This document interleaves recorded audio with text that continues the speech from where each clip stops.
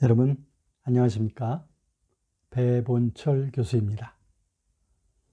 오늘 여러분과 함께 나눌 내용은 성령과 그리고 우리의 일상 속에서 일어나고 있는 그 꿈이라고 하는 경험과의 그 관계에 대해서입니다.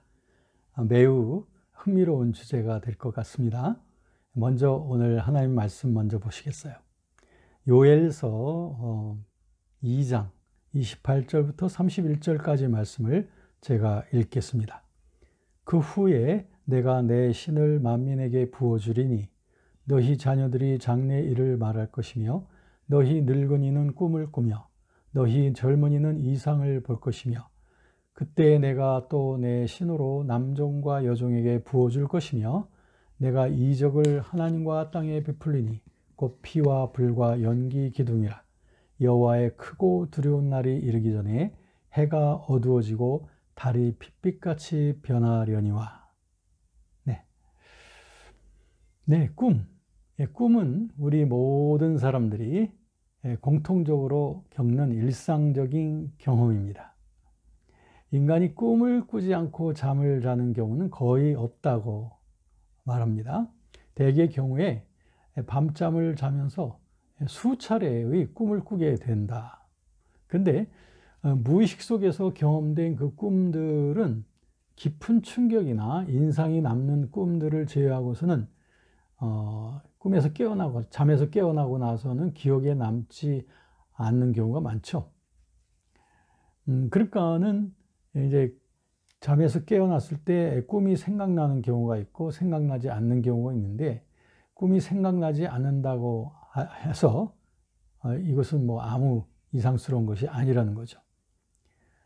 그런데 꿈에는 여러 가지 종류가 있습니다. 일반적으로 하루 동안에 겪었던, 그러니까 어제 겪었던 신체적인 또는 심리적인 그런 경험에 따라서 우리의 그 무의식 속에 우리 여러 가지 주제와 자료들이 형성되어 가지고 하나의 상징화되어 꿈으로 나타나게 되죠.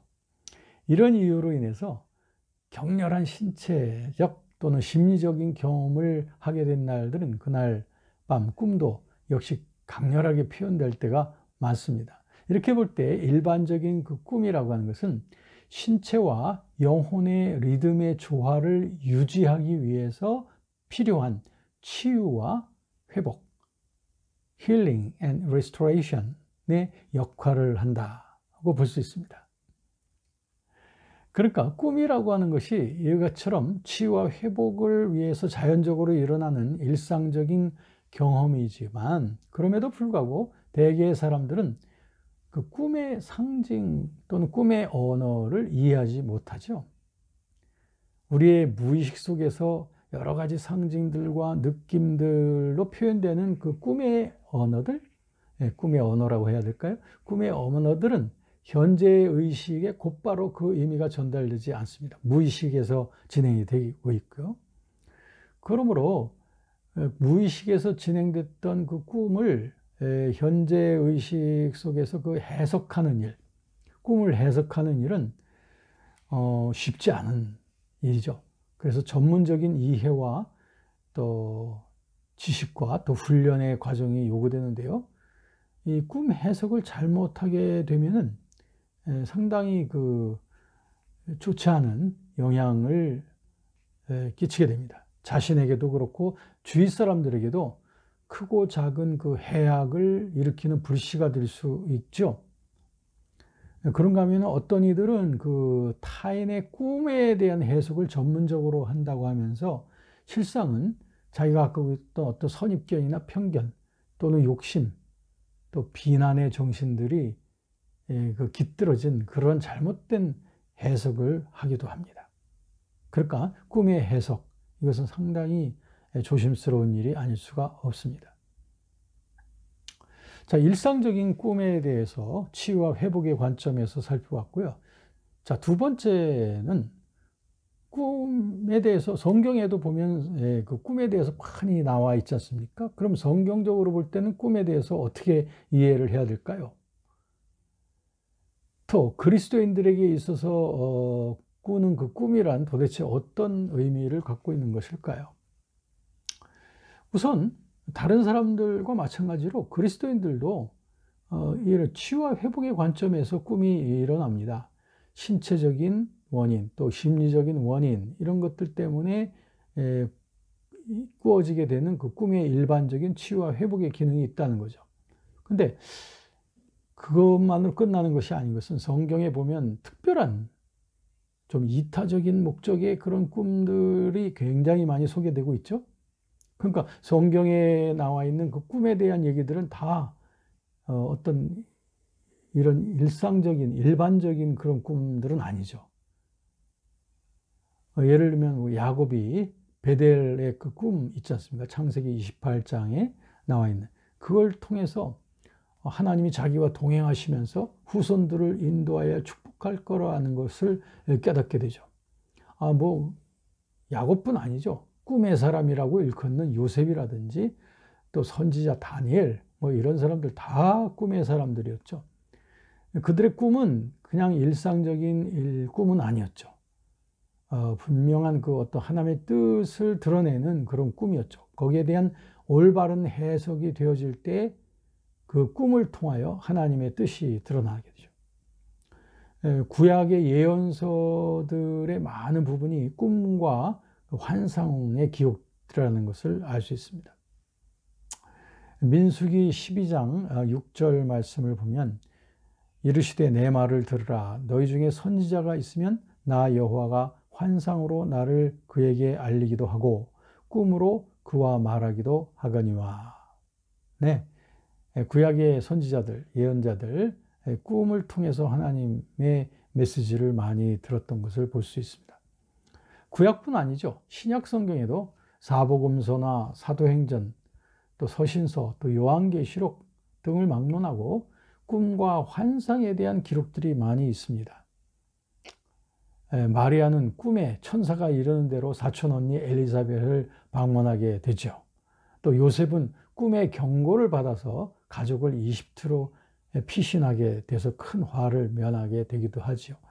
뭐 사도행전에도 보면 이 꿈을 통해서 하나님의 지시를 받았던 경우들 많이 있습니다. 구약 선지자 요엘이 예언했던 것처럼 말세에 부어지는 성령으로 인한 예언과 환상과 꿈에 대한 언급, 사도행전 2장 17절에도 보면 이런 것들이 오순절 성령 강림 사건 이후에 그들의 사역 속에 굉장히 많이 나타나는 것을 보게 됩니다. 그러므로 사도행전에는 꿈과 환상을 통해서 나타난 그 성령의 인도하심을 따라서 복음을 전하는 사도들의 기록들로 가득 차 있는 것을 볼 수가 있습니다. 사도행전 2장 16절 그리고 17절 말씀, 이는 곧 선지자 요엘을 통하여 말씀하신 것이니 일러스되 하나님이 말씀하시기를 말세에 내가 내 영을 모든 육체에 부어주리니 너희의 자녀들은 예언할 것이요 너희의 젊은이들은 환상을 보고 너희의 늙은이들은 꿈을 꾸리라. 네, 바로 성령께서 꿈과 환상 그리고 예언을 통해서 당신의 뜻을 드러내시곤 한다고 하는 것이죠. 이렇게 성경에 나타난 꿈들이 대부분 이타적인 목적을 가진 하나님의 뜻을 드러내는 꿈이었던 건 사실이죠. 성경에 나와 있는 기록되어진 것들은. 그렇다고 해서 우리 그리스도인들이 꾸는 꿈들이 다 같이 이런 성경에 나타난 꿈과 같은 그런 그 이타적인 또 하나님 나라에 대한 그런 것이라고 오해해서는 절대 안 됩니다. 이런 투시적이거나 예시적인 꿈보다는 오히려 일반적인 꿈이 더 지배적이지 않겠습니까? 우리도. 그러므로 꿈을 해석하고자 한다면 먼저 꿈을 꾼 당사자의 육체와 영혼에 대한 치유와 회복의 관점에서 먼저 꿈을 다뤄야 됩니다. 그러니까 이것은 일상적인 방법이죠. 일반인들도 하는 그런 방법으로 치유와 회복의 관점에서 다뤄야 된다. 그러나 이타적인 목적의 하나님 나라의 복음 전파를 위한 교회를 향한 그런 확산을 위한 그런 꿈도 우리에게 주어질 경우가 있죠. 이럴 경우에는 주님 앞에 헌신된 그리스도인들의 삶과 사역 속에서 이런 일들이 일어나면 그것은 복음 전파를 위해서 꿈을 통해서 성령께서 우리에게 지시할 때도 있고요. 사도행전에 나타나 있는 대로 성령의 인도하심이 이 꿈을 통해서 우리에게 주어지는 수단이 될 수가 있습니다. 세 번째로, 그러면 이제 꿈에 대해서 좀 신학적인 이해의 차원을 살펴보십시다. 꿈에 대하여 신학적으로 가장 설득력을 지닐 수 있는 부분이 있다면 그것은 꿈에 나타나는 치유와 회복의 기능입니다. 일상적인 거죠. 이 기능은 단순히 신체적, 심리적 차원에만 머무르는 것이 아니라 우리 크리스천들에게 있어서는 좀 전인적인 성화의 목표를 지닌 것으로 설명할 수 있겠다.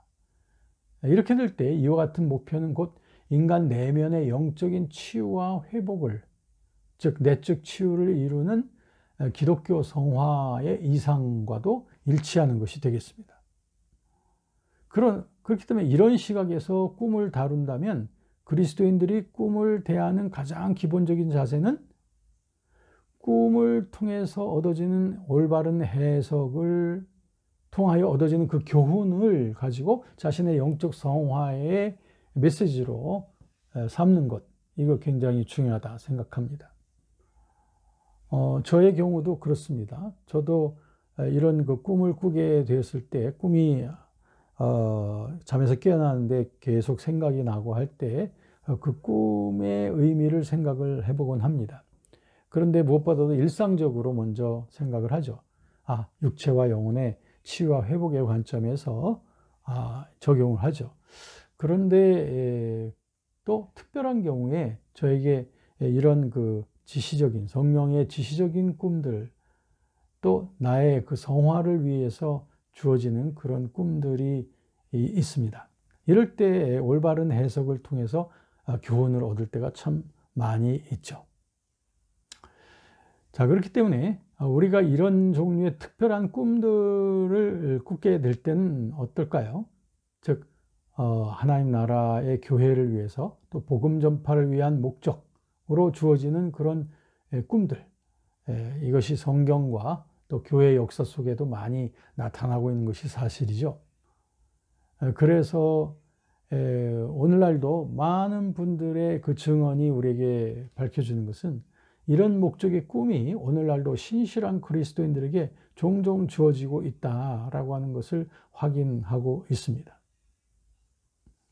성령께서는 그들에게 꿈을 통하여 주위 사람들의 필요나 영적인 상황, 또 우리가 전해야 될 복음의 대상자들을 이렇게 보여주실 때가 많이 있습니다.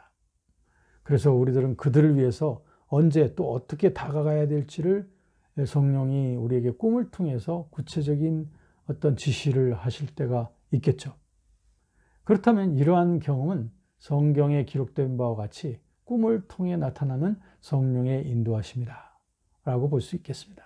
다시 한번 제가 말씀드린다면 우리가 꾸는 모든 꿈을 다 신령한 꿈이라고 생각하시면 안 됩니다. 가장 일상적으로 먼저 그것을 적용해 보실 필요가 있습니다. 그래서 꿈에서 꾸어지고서 잠에서 깨어났을 때 잊어버리는 것이 또 자연스럽습니다. 그런데 그것이 생각이 나시고 한다면 그것이 나에게 육체와 영혼의 회복의 관점에서 어떤 교훈이 있는지를 생각해 보시고요. 그리고 그것이 특별한, 즉 성령께서 주시는 꿈이라고 인정되실 때는 그 내용의 인도하심을 잘 해석해서 그것을 잘 따르는 것, 이것이 성령과 동행하는 삶에 있어서 굉장히 중요한 한 부분이다, 이렇게 볼 수 있겠습니다. 여러분, 오늘도 주님과 동행하는 삶을 통하여 열매 풍성한 그런 삶이 되시기를 바랍니다. 감사합니다.